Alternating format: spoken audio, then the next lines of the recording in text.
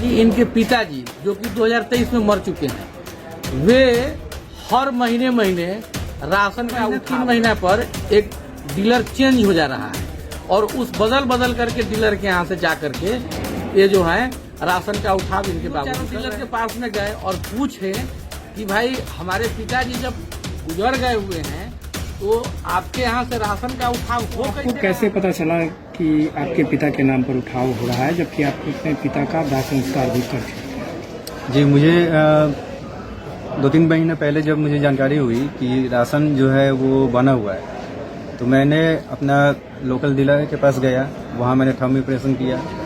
उसमें मुझे ये जानकारी मिली कि मेरे पूरे फैमिली मेम्बर का उसमें नाम ऐड है। जब मैं ये जानकारी लिया कि कब से राशन उठ रही है, तो वो कह रहे हैं कि आपका राशन कंटिन्यू उठ ही रहा है। मैंने पूछा कब से, तो काफ़ी दिनों से उठ रहा है। मैंने बोला कौन उठा रहा है, तो वो कह रहे हैं आपके बाबूजी का इसमें दिख रहा है लगातार।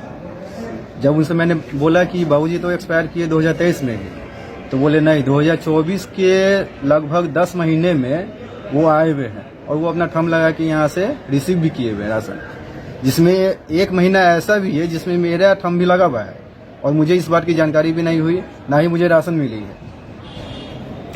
राशन कार्ड आपका बना हुआ है पहले से? जी, पहले से बना हुआ है। वर्तमान में राशन का उठाव कौन कर जानकारी था? वर्तमान में इस बात की जानकारी के लिए मैंने फरवरी में मैं खुद उठाया हूँ, तो मुझे मालूम चला कि हाँ राशन सही में उठ रहा है। अभी तक आपने राशन दुकानदार को अपने पिताजी का मृत्यु प्रमाण पत्र जमा किया है क्या? नहीं, मैंने लोकल में जहाँ मैंने जानकारी लिया वो मुझे जानकारी दिया, लेकिन ये उठ कहीं और से रहा है, मुजफ्फरपुर जिला में ही उठ रहा है। मतलब राशन कार्ड जो बना था कब बना था, कब का उसमें डेट? पुराना है, उसमें मेरे दादी जी का नाम था पहले, उसके बाद मेरे बाबूजी के नाम पे आया वो। तो मतलब आप लोग को जानकारी नहीं था कि राशन कार्ड है? नहीं, अब जाके जानकारी अब जाके जानकारी हुआ। क्या नाम हो गया? मेरा नाम हुआ रोहित कुमार, मैं सिविल इंजीनियर हूँ प्राइवेट से, और मेरा घर हुआ कालीबाड़ी रोड, सुंदरबाग, गली नंबर 2, मालीघाट। कालीबाड़ी मोहल्ले के रहने वाले हैं श्री रोहित जी। इनके पिताजी का देहांत हो गया जून 2023 में ही। पिताजी के मृत्यु के बाद में इनको जानकारी मिला कि इनके परिवार के नाम पर कोई राशन वगैरह का कार्ड वगैरह भी था, लेकिन राशन कार्ड इन लोगों के पास में नहीं था।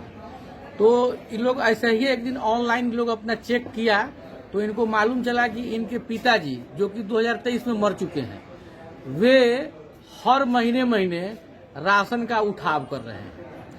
और सबसे बड़ी बात उसमें देखी गई है कि हर 2 महीना 3 महीना पर एक डीलर चेंज हो जा रहा है और उस बदल करके डीलर के यहाँ से जा करके ये जो है राशन का उठाव इनके बाबूजी कर रहे हैं।